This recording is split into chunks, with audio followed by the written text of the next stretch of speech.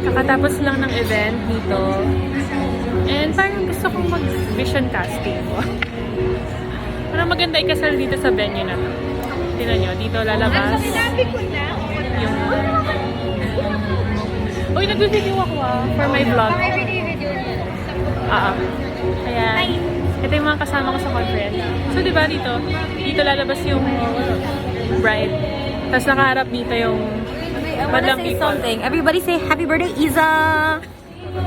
Thank you! So, alam niyo yun, wala lang. You gotta start with a vision. And after the vision, lots of prayer.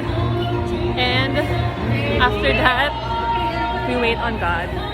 God's perfect timing, the right person, you know, the right circumstances, the right everything.